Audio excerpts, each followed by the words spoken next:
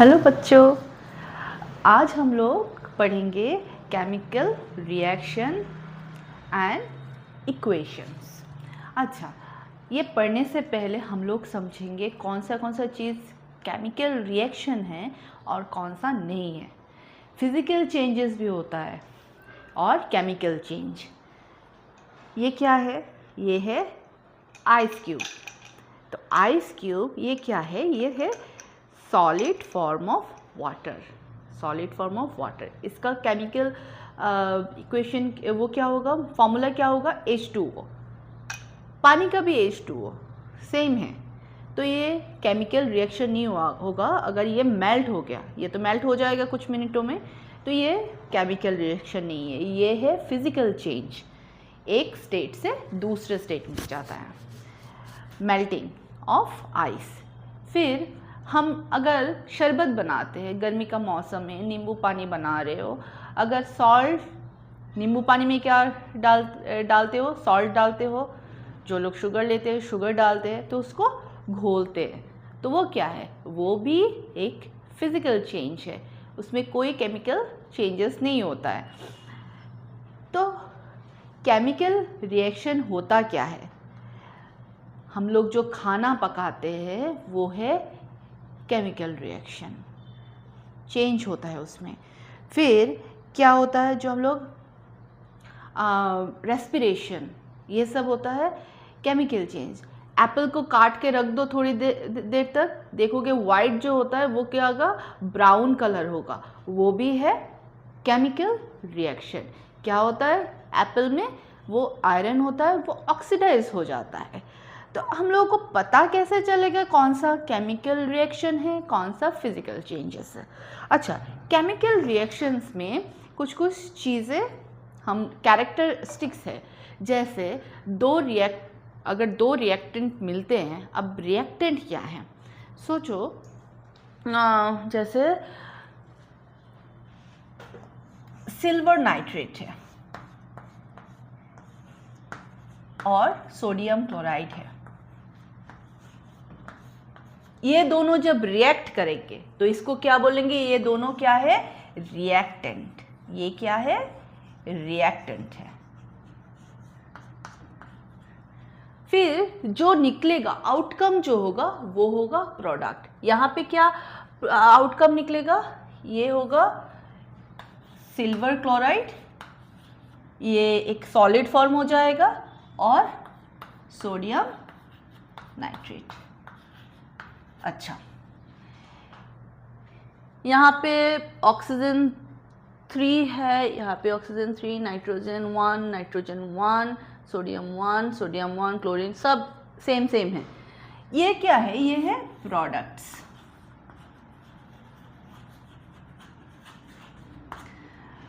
तो यहाँ पे ये क्या ये आएगा? सोडियम सिल्वर क्लोराइड जो है वो है सॉलिड, वो प्रेसिपिटेट सॉलिड फॉर्म में आ जाएगा। ये दोनों जब हम लोग ऐड करेंगे तो क्या हो जाएगा? ये तुम्हारा क्या बोलते हैं? सॉलिड फॉर्म में हो जाएगा। तो ये जो सॉलिड है वो प्रेसिपिटेट, जो सॉलिड हो जाएगा वो होगा प्रेसिपिटेट। फर्स्ट प्रेसिपिटेशन, ये सब दिखाई देगा। फिर इवोल्यूशन ऑफ गैस, कोई भी रिएक्शन हो रहा है तो रिएक्शन में क्या होगा? गैस इवॉल्व होगा, कोई भी गैस हो सकता है। देन फिर क्या होगा? कलर चेंज होगा, अलग अलग कलर। जैसे वो आपका कलरलेस है, फिर ऐड करोगे कुछ तो उसके बाद देखो वायलेट कलर हो रहा है, कुछ दूसरा कलर हो रहा है, तो ये होगा कलर चेंज। फिर क्या होगा? Change in states. For example hydrogen and oxygen, हम लोगों को पता है दोनों ही क्या है? गैस है, लेकिन दोनों रिएक्ट करके बनते क्या है? बनते हैं वाटर। उन लोगों का प्रोडक्ट क्या है? वाटर। वाटर क्या है? लिक्विड है। तो चेंज इन स्टेट भी होता है। यहाँ पे भी चेंज इन स्टेट होता है, लेकिन यहाँ पे क्या हो रहा है? कोई भी केमिकल इक्वेशन जो अलग से नहीं बन रहा है, या केमिकल फॉर्मूला जो है वो सेम है।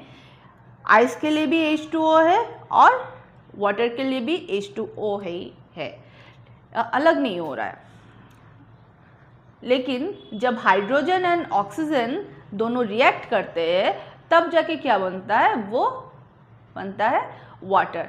तो यहाँ पे फिजिकल चेंजेस भी हो रहा है एंड केमिकल फॉर्मूला भी चेंज हो रहा है, एक कंपाउंड बन रहा है। Then change in temperature, temperature change क्या होता है, किसी का बढ़ जाता है, किसी का घट जाता है, तो ये होता है केमिकल टेम्परेचर चेंज, ये होता है केमिकल रिएक्शन। जैसे रेस्पिरेशन, हम लोग जब हमारे सेल में, ये हम लोग बायोलॉजी चैप्टर में पढ़ेंगे, जब सेल में क्या होता है, रेस्पिरेशन होता है, तो वो जो रेस्पिरेशन में क्या प्रोड्यूस होता है, एनर्जी फॉर्म होता है। तो एनर्जी क्या होता है, वो हीट होता है, तो वो टेम्परेचर को राइज करता है। तो जब टेम्परेचर इवॉल्व, हीट इवॉल्व होगा, हीट प्रोडक्ट में अगर एक हीट भी एक प्रोडक्ट की तरह आएगा तो उसको बोलते हैं एक्सोथर्मिक रिएक्शन। और जहाँ पे जिस रिएक्शन को करने के लिए हम लोगों को हीट की ज़रूरत पड़ेगी उसको बोलेंगे हम लोग एंडोथर्मिक रिएक्शन। तो रेस्पिरेशन क्या हुआ, एक्सोथर्मिक रिएक्शन, और फोटोसिंथेसिस क्या हुआ, एंडोथर्मिक रिएक्शन। अच्छा, तो रिएक्शन जो ये जो है, हम लोगों ने रिएक्टेंट्स एंड प्रोडक्ट्स के बारे में ये वो पढ़ा है। अब रिएक्टेंट्स और प्रोडक्ट में क्या है, देखो सबका एटॉम जो है ना सेम है, सेम नंबर ऑफ एटॉम है,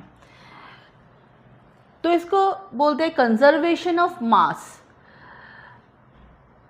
अगर ऐसा नहीं हो रहा है, अगर कुछ चेंजेस हो रहा है, जैसे प्रोडक्ट में रिएक्टेंट में ज़्यादा है, प्रोडक्ट में कम है, तब हम लोगों को बैलेंस करना होगा, बैलेंसिंग ऑफ केमिकल इक्वेशन, ये ज़रूरी है।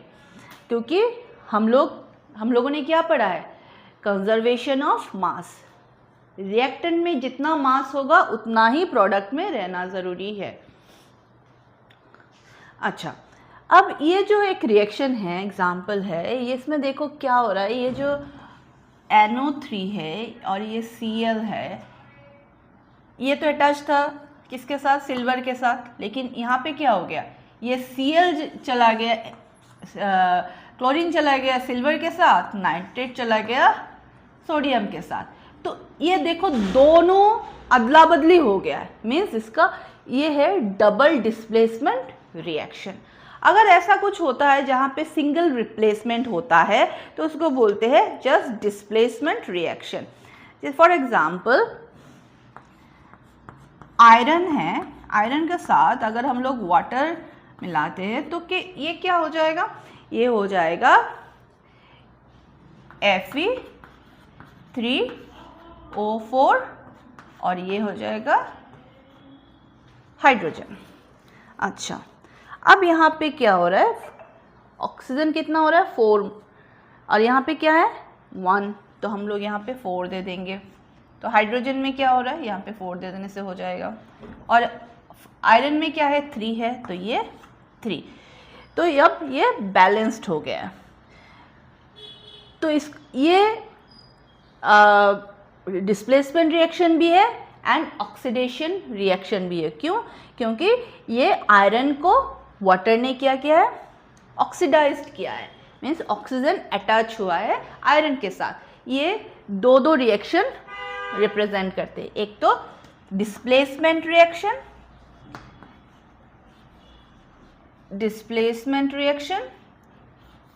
और एक है ऑक्सीडेशन।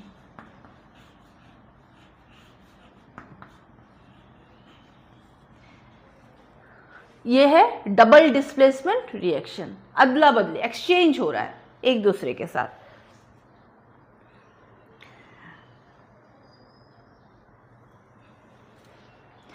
तो हम लोग ऐसा कितना रिएक्शन पढ़ेंगे, एक है डिस्प्लेसमेंट रिएक्शन, एक है double displacement reaction, then oxidation, reduction और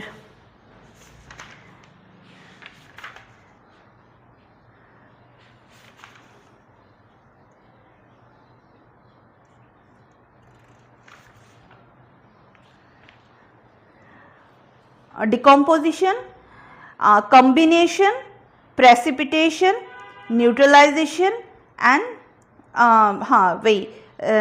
reduction and oxidation, redox reaction, ये सब हम लोग अलग अलग रिएक्शन पढ़ेंगे। ये क्या है, ये डबल डिस्प्लेसमेंट रिएक्शन भी है, अनप्रेसिपिटेशन रिएक्शन भी है, क्योंकि ये यहाँ पे ये जो है ये प्रेसिपिटेट हो रहा है।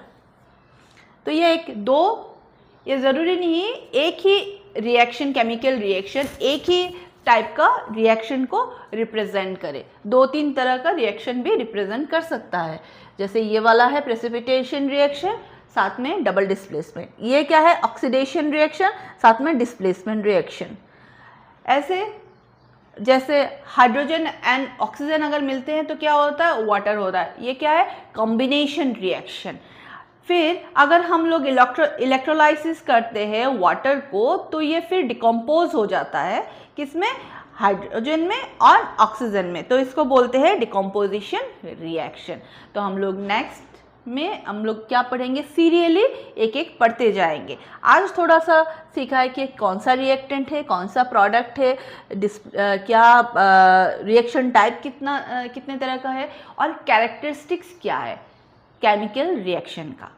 हर चीज़ केमिकल रिएक्शन नहीं होता है और हर चीज़ फिजिकल चेंजेस भी नहीं होता है, ठीक है। तो नेक्स्ट क्लास में हम लोग पढ़ेंगे ये सब different types of chemical reaction, और उसके बाद सीखेंगे कैसे हम लोग केमिकल इक्वेशन को बैलेंस कर सकते हैं। ये बहुत ज़रूरी है। ये इस चैप्टर में 6 मार्क्स अलॉट किया गया है CBSE की तरफ से, और ज़्यादातर केमिकल इक्वेशन को बैलेंस करने का ही क्वेश्चन आता है, ठीक है।